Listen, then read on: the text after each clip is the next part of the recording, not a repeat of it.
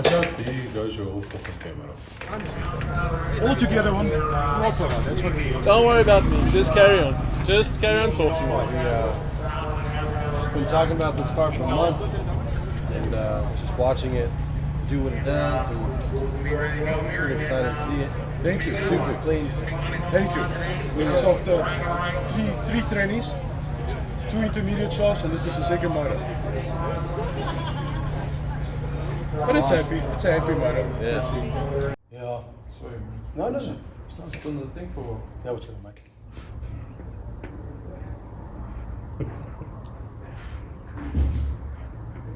Are you impatient?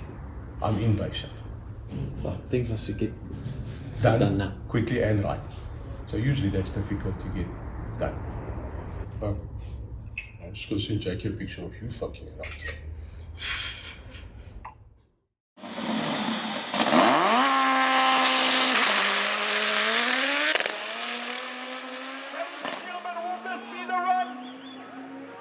All the way down, all the way. Runs in 8.277, ladies and gentlemen. He runs in 8.273. Breaks the record at 290 kilometers per hour. We'll talk about the stories. What stories? Traction bar stories. What stories were there? There's always, everybody using it. There's always a story. It's preloading and this and that and what have you not. Look, do what you have to do. Go there. Nobody's enforcing the rules at the moment anyway. Do you think that's sad? It's very sad. Because how do you classify? Look, I'll be honest with you. I've had worse scrutineering at Alton than at World Cup finals. Not bad having them at all. They obviously went through all this, the necessary safety requirements, and obviously the classing. You got to take your compressor housing off if your class is restricted to a certain turbo size, and if you don't fall into that, bad luck. You're not racing.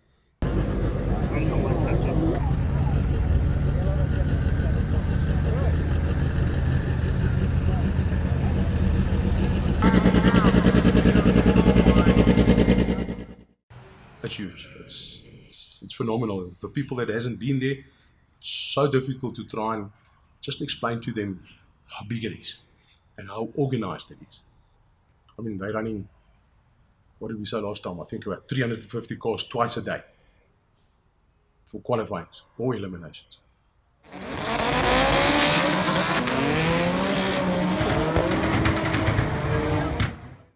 I mean, I've been going there for the last 6 years. We've competed 1 year, and I went this year again. It's like, well, if you're a petrol head, that's the vacation you need to go to.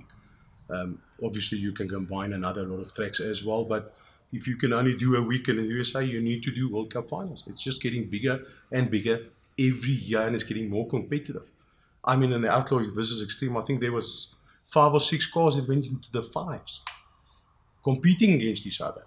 Not just going for records, they were doing those times against each other. It's amazing. And the car's just getting faster and faster, and your minimum times, qualifying times, is just getting quicker and quicker. Boy, we're in for a surprise. The traction on that track, I cannot explain it to anyone. I couldn't drive the car the first time we took the car down. I couldn't drive it. The car was just all over the show. And then we started, I talked still, I couldn't drive the car, honestly. And we verified and checked the wheel alignment and whatever not before we went and while we were there as well, because we thought, maybe something went wrong in the container. We started breaking all the intermediate shafts on launch, which we never did. That's as strong as the intermediate shaft currently available for any KCS. And that was day 1. On day 2 as well, we had the same problem. And we sat down as a team and we had a talk and said, listen, we need to resolve something here. And obviously it started raining. It was a very rainy season that year. And we decided to go into a thinner tire. We couldn't go to a smaller tire because of our ratios that's been worked out for our tires. So we had a 2810.5W, which is a very big tire for a front wheel drive. And we went to a 28915. And the first time we went down that track, It was a completely different ballgame. The car was our old self again. And only then we could start tuning the car with the limited time we have. Remember I said, you're lucky if you have 2 runs a day. That's it. That's the time you have to tune the car.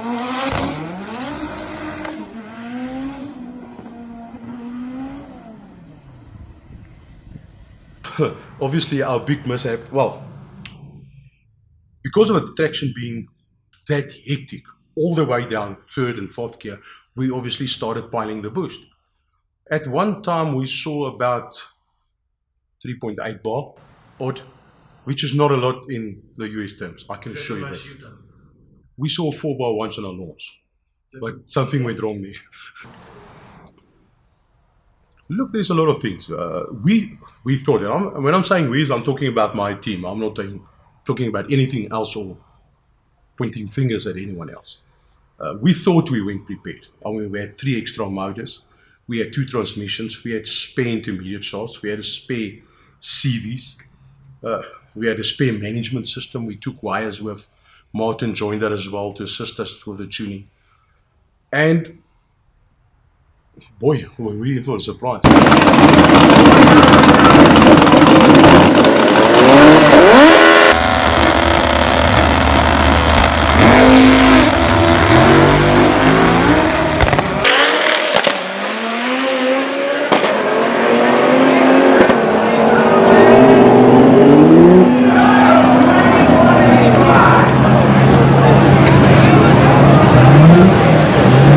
Yeah, so we started dialing that in. We got a couple of rounds. I think we did an 8.2 with a 186 mile an hour.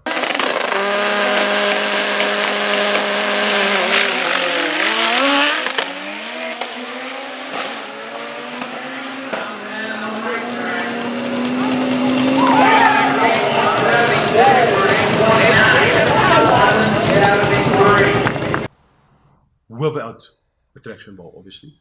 So we improved 0.5 of a second from South Africa without a traction bar to the USA without a traction bar. And that means we could put our power down. We broke a suspension bolt, one of the major bolts holding the control arm, at about 270 odd. Fortunately, God bless, nothing went wrong.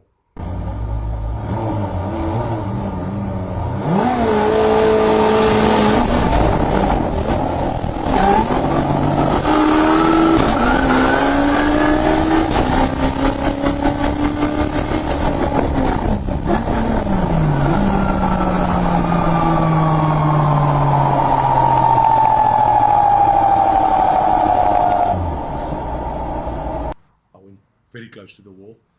We got it saved down, we got it done. Old Stephen Garelli, my friend from the USA, he bent over backwards, trying to assist us to get a metric bolt in the USA, Allen cap, and get spacers turned up, that bushes that will work on our car. We got that done, we got the car down. We qualified in our class. We qualified last, I must admit, but we were the only front wheel drive in a rear wheel drive class. And yeah, then it was time for eliminations or the finals on the Sunday.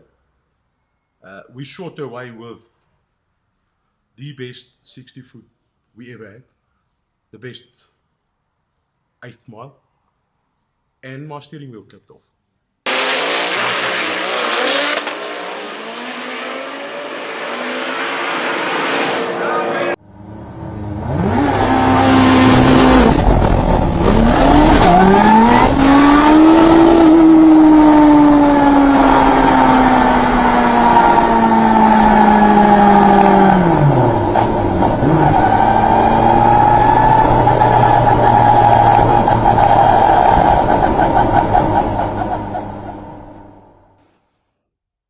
We had our aims, we had our goals. My dream was to do a 7.999, whatever odd at 305 kilometers an hour.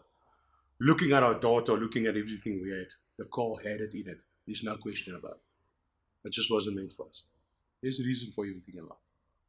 That's why we'll go back to Maryland, because we still owe it, but we'll go over rear wheel drive. I think at this stage we maximized the amount of power you can put through a front wheel drive normally configured system. You can only put so much power through it. The thing starts breaking. And It's time for a new challenge.